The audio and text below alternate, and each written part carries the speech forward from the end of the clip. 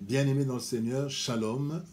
Nous voici arrivés à notre 4e jour de la semaine. Nous sommes le jeudi 18 juin 2020 et nous allons méditer la parole du Seigneur. Nous allons tirer notre texte du livre de Paul, de la lettre de Paul aux Éphésiens. Éphésiens chapitre 4, les 2 premiers versets. Éphésiens chapitre 4, versets 1 et 2. Nous lisons dans la version français courant. Je vous exhorte donc, moi, le prisonnier dans le Seigneur, à marcher d'une manière digne de la vocation qui vous a été adressée, en toute humilité et douceur, avec patience, vous supportant les uns les autres avec charité. Bien-aimés, ce matin, notre thème, c'est une vie digne de notre appel. Bien-aimés, l'appel du Seigneur implique plusieurs choses, visibles, invisibles, physiques et spirituelles. Il y a plusieurs choses qui se passent dans notre vie quand nous avons été appelés. Et la Bible dit que celui qui accepte Jésus, 2 Corinthiens 5, 17, la Bible dit: celui qui est en Christ est une nouvelle créature. Les choses anciennes sont passées, voici, toutes choses sont devenues nouvelles. Et en retour de cette bénédiction, de cet appel du Seigneur, nous devons être dignes de ces privilèges. Nous avons des privilèges et nous n'avons pas mené une lutte pour avoir ces privilèges d'être appelés enfants de Dieu. Et alors, nous devons rendre à l'Éternel. Il est vrai que Dieu ne nous bénit pas par intérêt, pas du tout. Il n'a aucun intérêt personnel, il ne devient pas plus Dieu. Et c'est là justement que nous voyons l'importance de rendre quelque chose à Dieu. Bien-aimés, ce que Dieu attendait d'Adam et d'Ève, c'était la reconnaissance. En fait, ce que nous devons rendre à Dieu, c'est la reconnaissance de cet appel, être reconnaissant. Adam et Ève, la forme de reconnaissance qu'ils devaient donner à Dieu, c'était l'obéissance. Dieu a tout fait pour eux. Il a préparé un jardin avec de l'or, avec des matières précieuses, avec de l'eau et tout, et il place Adam et Ève pour gérer ce jardin que lui-même avait conçu, que lui-même avait créé. Et tout ce qu'il attendait comme réponse, c'était l'obéissance et le travail. Malheureusement, Adam et Ève ne l'ont pas fait. Et aujourd'hui, Dieu aussi attend de nous. Et ce que Dieu attend de nous, en retour de cet appel merveilleux dont nous avons été l'objet, c'est une marche digne de cet appel. Que nous marchions d'une façon digne.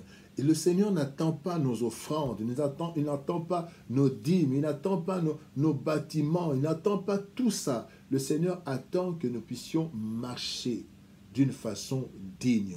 Toutes les autres choses viennent s'ajouter, mais l'essentiel pour Dieu, c'est que nous puissions lui remettre, lui rendre la reconnaissance en marchant d'une façon digne. Et dans notre marche, nous devons tenir compte de 2 réalités.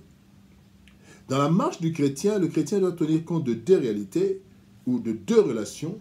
La relation avec Dieu, une relation individuelle.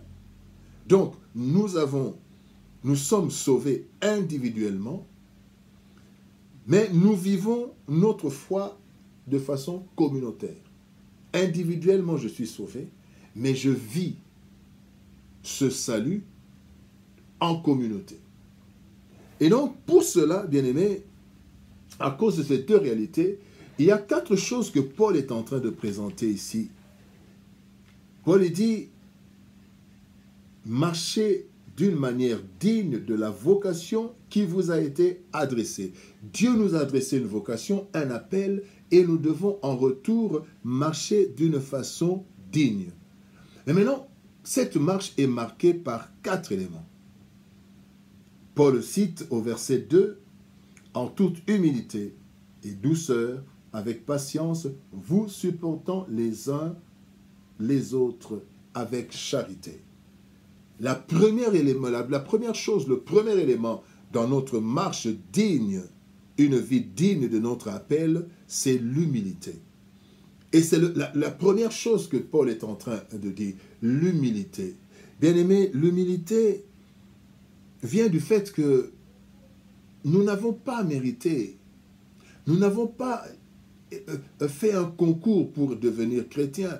Et ce que nous sommes, la Bible dit dans 1 Corinthiens chapitre 4, verset 7, « Car qui est-ce qui te distingue? Qu'as-tu que tu n'aies reçu? Et si tu l'as reçu, pourquoi te glorifies-tu comme si tu ne l'avais pas reçu? » Nous avons tout reçu parce que quand nous sommes nés, nous étions nus, sans rien.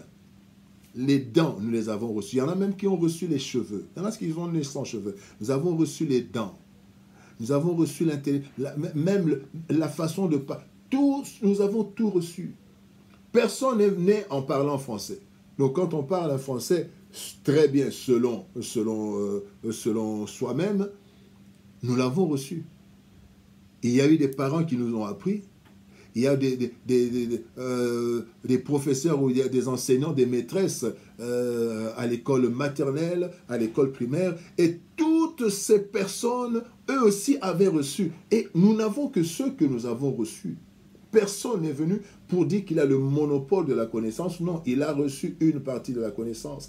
Voilà pourquoi nous devons être humbles. Et quand nous sommes humbles, nous serons humbles dans notre relation avec le Seigneur pour savoir que nous ne sommes rien devant Dieu. Nous aurions pu ne pas exister. Dieu serait toujours Dieu parce qu'il a toujours été, il le sera toujours. Mais humble envers les autres parce que dans cette humilité, je me dis, je ne suis pas plus qu'eux. Même si je peux avoir plus qu'eux, mais en fait j'ai plus qu'eux parce que j'ai reçu plus qu'eux. Et rien ne dit que jusqu'à la fin de ma vie, je serai plus qu'eux. Donc je suis rien, j'ai reçu et je peux aussi tout perdre. Vous voyez Job, Job a tout reçu, il a reçu plein de richesses, mais en un seul jour, Job a tout perdu. Et le Seigneur a dit, Job a dit, le Seigneur a donné, le Seigneur a repris. Et c'est cette attitude que nous devons avoir. Le Seigneur a donné et le Seigneur peut reprendre à tout moment. L'humilité. La deuxième chose pour marcher d'une façon digne, c'est la douceur. Bien-aimé, la douceur fortifie ou renforce les relations que nous avons avec les autres. Bien-aimé, ce monde est rempli de problèmes. Et vous savez, nous avons des problèmes, des personnes qui sont déjà surchargées de problèmes. Et dans notre relation, si nous voulons appliquer la voie dure, bien aimé, parfois nous perdons. Nous allons perdre certains frères tout simplement parce que nous avons été trop durs, trop méchants. Le Seigneur parle de la douceur. Même quand nous reprenons de la douceur, pourquoi? Parce que l'autre qui est en face de moi, c'est aussi un être précieux. Un être précieux, c'est comme un pot en terre qui peut se casser. Donc, nous sommes délicats et dans cette délicatesse, je dois traiter les autres avec douceur. Même quand je dois les reprendre, il y a la douceur. La Bible nous dit dans 2 Timothée, chapitre 2, versets 24 et 25, « Or, il ne faut pas qu'un serviteur du Seigneur ait des querelles. Il doit au contraire avoir de la condescendance pour tous, être propre à enseigner, doué de patience. » Et après, il doit redresser avec douceur les adversaires dans l'espérance que Dieu leur donnera la repentance. Dans l'espérance que Dieu est en train de travailler, utilisons la douceur. Jésus-Christ, notre Seigneur, quelle douceur! Pendant qu'il était jugé, un serviteur, un huissier, le gifle et avec toute la puissance, Jésus-Christ lui dit, si j'ai mal agi, si j'ai mal parlé, dis-moi ce que j'ai dit de mauvais. Mais si je n'ai rien dit de mauvais, pourquoi me frappes-tu? Quelle douceur! Lui, le Dieu Tout-Puissant. Ayons de la douceur, cela règle nos relations avec les autres. La patience. Bien-aimés, nous devons avoir la patience. Jacques chapitre 5, verset 7 dit « Soyez donc patients, frères, jusqu'à l'avènement du Seigneur. » Ici, on parle de l'avènement, mais nous devons aussi être patients jusqu'à ce que Dieu intervienne dans notre vie. Nous prions et parfois nous trouvons que Dieu n'agit pas. Dieu agit. Il fait tout en son temps. Soyons patients, attendant patiemment que l'œuvre du Seigneur accomplisse son œuvre. Quand nous plantons, atteigne son objectif. Quand nous plantons, Ça prend du temps. Et quand nous prions, l'exaucement peut prendre aussi du temps. Il y a un travail qui se fait. Mais non seulement patient envers Dieu, mais patient envers les autres. Ne cherchons pas à ce que les autres changent comme nous. Peut-être que nous avons eu la grâce de devenir plus saints ou je ne sais pas quoi, plus que les autres. Mais les autres font aussi leur temps, font aussi leur marche. Accordons-leur aussi, soyons patients avec les autres. Peut-être même à l'école, tous ne comprennent pas la leçon de la même façon. À l'église, nous n'évoluons pas tous de la même façon. Soyons patients envers les autres et soyons patients envers Dieu qui agit et qui agira certainement. Et enfin, la quatrième chose, c'est la tolérance. Ici, nous ne voulons pas parler de tolérance, tolérer tout, non, mais nous devons tolérer. Bien-aimés, dans 1 Thessaloniciens chapitre 5, verset 14, il est dit « Nous vous prions aussi, frères, avertissez ceux qui vivent dans le désordre, consolez ceux qui sont abattus, supportez les faibles, usant de patience avec eux. » Supporter. La tolérance, donc nous supportons. Il y a des choses. Bien aimé, si le Seigneur Jésus-Christ n'était pas tolérant, il aurait brûlé tout le monde. Mais dans sa tolérance, Dieu tolère. Il nous donne du temps. La tolérance est proche aussi de la patience. Mais nous sommes tolérants. Nous n'avons pas tous les mêmes approches. Soyons tolérants. Cela ne veut pas dire que nous donnons une prime au péché. Non, mais soyons tolérants. Travaillons avec patience. Nous n'avons pas tous les mêmes aptitudes. Nous n'avons pas tous les mêmes capacités. Il y a plusieurs personnes qui ont peut-être vécu des choses difficiles dans leur vie qui bloquent leur croissance chrétienne. Soyons tolérants. Acceptons les différences et avançons ensemble. Si chaque chrétien se forçait de vivre avec ces 4 exigences, notre relation personnelle avec Dieu ainsi que notre relation avec l'autre, bien-aimé, sera une source intarissable de grâce et de paix. Bien-aimé, marchons d'une façon digne de notre vocation. Que le Seigneur nous aide à avoir une vie digne de notre appel.